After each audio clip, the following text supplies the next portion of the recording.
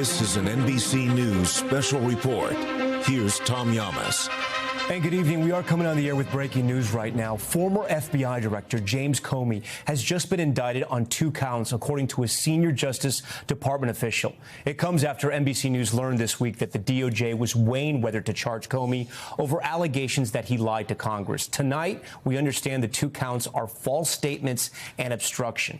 This would be the first time a former director of the FBI has ever been indicted in the history of our country. I want to bring in NBC News senior legal correspondent Laura Jarrett. Laura, a lot happening in the last few minutes. Let's get our viewers up to speed here. Do we have an understanding of what this entitled and what this included in testimony to Congress? Yes, our best understanding of what this actually is, Tom, is that Comey was asked by Senator Cruz about whether he had ever authorized a leak to the media. He said that he had not. He was stemming back to some testimony that he had given years prior. He wanted to make sure he stood by that testimony. He said that he did at the time. He has always denied any wrongdoing, ever denied leaking to the press. And so we believe that's what this would be about. Again, that happened in September of 2020. And so you wonder, why bring those charges now? They have a 5-year statute of limitations that would run out this Tuesday. And so we believe that all of sort of the focus around this right now is happening because prosecutors want to make sure they are within that window. And the actual Attorney General herself, Pam Bondi, who has come under increasing pressure from this president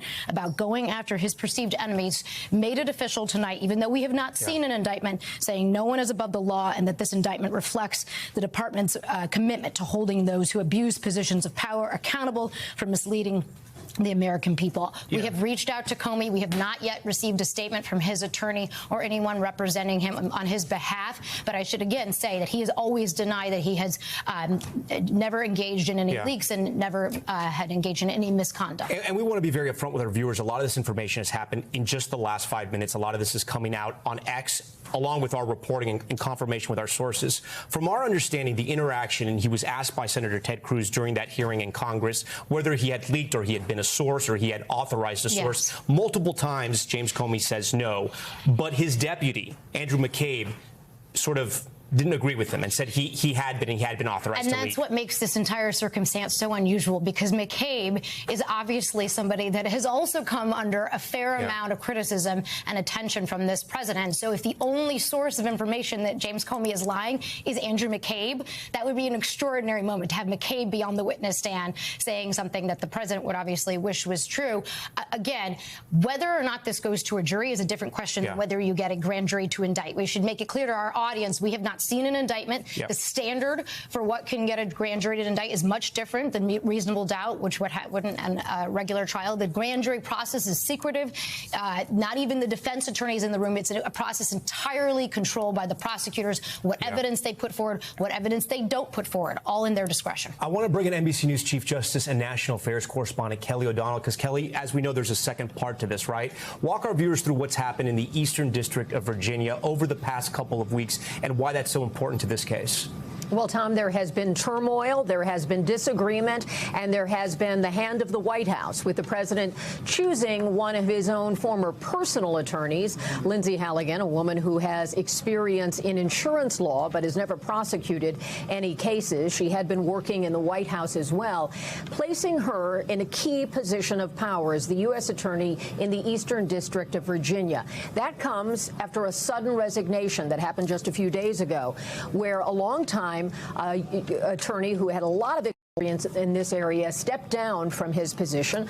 The president said he was fired, and there is apparently dispute over this kind of case and perhaps others where he did not believe there was sufficient evidence to pursue an indictment against Comey. And that's the kind of work that you would typically see of prosecutors who are career and even some that are appointed. If they have disagreements about the likelihood of getting a evidence sufficient to support an indictment. And all of those decisions, sometimes there are disagreements. And it is our understanding there was a memo that outlined why that was not, in his judgment, the correct course of action. He then leaves that position. The president says he wants the urgent help of one of his friends and someone who had represented him in some of the legal matters that he's been dealing with. She's now in that position and would have the responsibility to try to bring this through her staff and the team there, bring that forward to consideration of a grand jury seated in Virginia. And again, we don't know what happened behind closed doors. We don't know specifically what evidence was presented, but now an indictment with these 2 counts has apparently been returned. Part of what you also see is a lot of public discussion from top officials in this administration about their commitment to going after perceived political enemies of the president, those in past administrations that they argue are corrupt.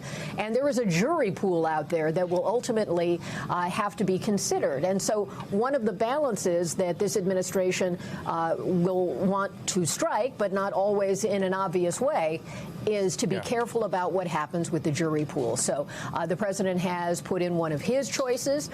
Clearly, she has been able to take action. And again, we have to remember that citizens who reviewed this evidence were willing to bring forward an indictment. That's a long way from actually getting it to trial and potential for conviction, and much could happen between now and then. All right, Kelly. What a remarkable series of events. That is true, Kelly. I want you to stand by for us. If you're just tuning in right now, we are following some breaking news right now. Former FBI Director James Comey has just been indicted on 2 counts. I want to put up for our viewers now quite the statement that's just been put out by the FBI Director, Kash Patel. Let's put it up for our viewers. Here's what he writes. Today, your FBI took another step in its promise of full accountability. For far too long, previous corrupt leadership and their enablers weaponized federal law enforcement, damaging once proud institutions and severely eroding public trust. Every day, we continue to fight to earn that trust back, and under my leadership, this FBI will confront the problem head on. Nowhere was the politicization of law enforcement more blatant than during the Russiagate hoax, a disgraceful chapter in history. We'll continue to investigate and expose everyone, especially those in positions of power, will be held to account no matter this perch. No one is above the law.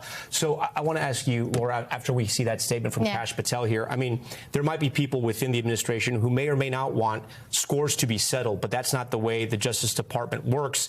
They will have to follow the evidence, and there will be trials, and there will be evidence looked at. There will be a jury. There will be a judge. Those are the gatekeepers in our criminal justice system. Also, we should mention Justice Department attorneys have an obligation, an ethical obligation, not to bring charges that they don't think are justified, that they don't think are backed by evidence, Tom. And the Justice Department manual actually says if you don't think that you can prove a case beyond a reasonable doubt, right? If you don't think you actually have the evidence to marshal that, you are not supposed to bring that prosecution. And so it'll be interesting to see, once we actually see the physical indictment, the piece of paper, who signs that indictment? Is that signed by his former personal defense attorney, Lindsay Halligan? Is it signed by the Attorney General? We've seen cases before where they went down the line trying to find a prosecutor who would sign on to this. And it's one of the things I'm going to be looking for to see who actually signs this. We're going to go to Gabe Gutierrez in a second, but I do want to ask you, there is that famous quote, you can indict a ham sandwich. So there could be a very good chance here that this moves from the process where it is right now. Yeah, and absolutely. Again, the standard is different, right? All you need is probable cause that a crime has been committed, a reasonable likelihood. Whereas the standard in a criminal case to get a jury to convict is beyond a reasonable doubt. It's a higher standard of proof. And the jury has to be convinced that there was an actual crime committed. So we'll see more details, obviously, in the indictment about what they have. Let's go to Gabe Gutierrez. He's live for us tonight outside the White House. Gabe, the president was asked about this today. What did he say? Yeah, that's right, Tom. And look, we've been asking the White House for a reaction since news of this indictment came down. They're referring all questions to the Department of Justice, but they are also referring us to those statements, those comments that the president made just a short time ago in the Oval Office. Let's listen. They're going to make a determination. I'm not making that determination. I think I'd be allowed to get involved if I want, but I don't really choose to do so. I can only say that Comey's a bad person. He's a sick person. I think he's a sick guy, actually. He did terrible things at the FBI. And but I don't know. I have no idea what's going to happen. So the president was asked about that earlier today in the Oval Office when he met with Turkey's president. Just 2 hours ago, he was asked once again. He said he couldn't comment. And Tom, in the Oval Office about 2 hours ago was the Attorney General, Pam Bondi. She, at the time, said she could not comment. So it speaks to the fast-moving developments here that this just unfolded over the last several hours. And, of course, this comes with this long history between James Comey and Donald Trump. And, look, he was a controversial figure, Tom, not just for for Republicans, but also for Democrats. He reopened that email investigation for Hillary Clinton back before the 2016 presidential election, only to clear her days later. But this is something that we've been hearing of the administration, that they feel that this is not political retribution, Tom. I asked Press Secretary Caroline Leavitt earlier this week about that idea that critics say that the president wants to go after his enemies. She is trying to frame this as not about retribution, but rather accountability, Tom. Yeah, but Gabe, you don't even have to go back to the first term. You can go back to just, I think, last week with that post from the president about Pam Bondi and putting pressure on her to go after his political enemies, correct? Certainly. Look, it was a very interesting dynamic. The president posting on social media over the weekend that he seemed to be frustrated with the pace of the Justice Department going after several investigations, including not just James Comey, but also the New York Attorney General, Democrat Letitia James, and also Senator Adam Schiff. The president seeming to be frustrated with the pace of those investigations, and yet just a day or two later, he came out and threw his support behind Pam Bondi. So it appears that over the last several days, there has been increase of the tempo here to try and get to this indictment, especially, as you mentioned, with the statute of limitations running out next week, Tom. All right, Gabe Gutierrez for us. Laura, I want to come back to you. You know, there will be people who are watching this who will think if James Comey did something wrong, he's being indicted, he will be tried, he will get his day in court. If that stuff comes out, then he should be punished. But that process will play out. What's next for James Comey? Yeah, that process will play out. He will get a defense attorney, and likely a very good one, given his past and what he can afford, whereas he did not have a defense attorney giving his side to that grand jury. As I've mentioned, it's a secretive process. It's done by prosecutors. Now his defense attorney will get all the discovery. Whatever went in front of that grand jury, his defense attorneys will be entitled to. They will file motions in front of the judge trying to get the case tossed out. Likely the first motion, Tom, that's going to be in front of that judge is that this is a political prosecution, and he's going to marshal all of the tweets, all of the posts, all of the public statements made by everyone in this administration likely to go into that motion before a judge to say this should be tossed out before it even gets to a jury for trial. I think we're getting some statements or comments from the Department of Justice. I want to go back to Kelly O'Donnell. Kelly, what can you tell our viewers?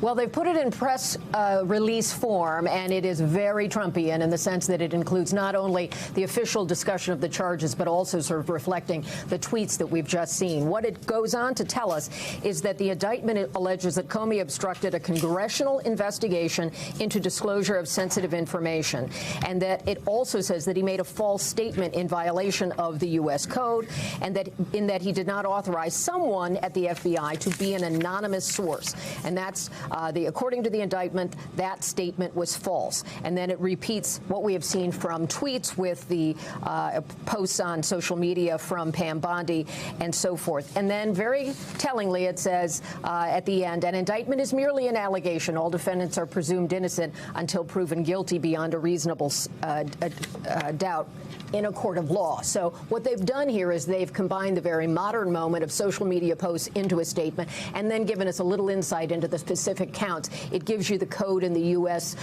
Penal Code as well. I won't bother with that. But obstruction of the congressional inquiry, false statements. Effectively, in common speak, he was asked by Senator Cruz if he had authorized someone at the FBI to leak to the media. Comey, who, again, was FBI director at the time these events occurred, said he did not. He said he stood by his testimony that he did not. They presented evidence to a grand jury, and they found otherwise. Obstruction of that inquiry and false statements. Testifying before Congress is always with the penalty of false statement. Certainly, these are counts where it also really requires an understanding of what was in the mind of the person. When you're talking false statements, is there an intent to give knowingly false information? All of those things will be a part of what will likely be a long and challenging process of next steps. We, of course, await to hear what Mr. Comey, who himself, of course, is an attorney, was a high-level official at the Department of Justice, as well as being FBI director. He was the head of one of the most prominent offices, the Southern District of New York, and, of course, had direct interactions with President Trump early in Trump 1, the 45th presidency. And you remember the loyalty test question that Comey testified about, that President Trump then had asked for his loyalty. Comey talked about loyalty to the Constitution, not to one person. Been a lot of miles since then, Tom, but this is a remarkable set of events. Yeah, and it was one of the first exits in that first administration with Jeff Sessions, then the Attorney General, who recused himself from the Russia probe, and that led to his ousting. Laura, I do want to ask you, some people at home may be watching this and asking, is there anything legal or illegal with the actual leak if he is investigated for that as well? Because we're talking about talking to Congress, it's obstruction, it's lying to Congress, but what about the actual leak? It depends on what it is. It depends on if it was classified information. The director has the ability to authorize interactions with the media in a way that other lower-level employees at the FBI does not have that type of discretion. But we should help people understand this is a far cry from what the president has accused James Comey of. If, in fact, he's being indicted for these 2 counts, they're serious, they're federal charges. But this is not sort of the widespread corruption that the president has accused Comey and other members of the FBI for. And so it'll be interesting to see whether this actually pacifies the president's demands or whether the president believes actually more should even be done here. How fast does it move from now? And we only have a few seconds left here. It'll be completely up to the judge to whether go fast on this and whether the judge agrees that it should be dismissed, which I imagine Comey will be moving for quite quickly. Okay, a lot happening here. Laura and Kelly, we appreciate all your reporting. Again, if you were watching, former FBI Director James Comey has just been indicted. We're going to continue to follow this story. That concludes this NBC News special report. We're going to have much more ahead on our streaming network, NBC News Now, online always at NBCNews.com. I'm Tom Yamas here in New York. We now are going to return to our regular programming. We thank you for watching, and remember, stay updated on breaking news and top stories on the NBC News app or watch live on our YouTube channel.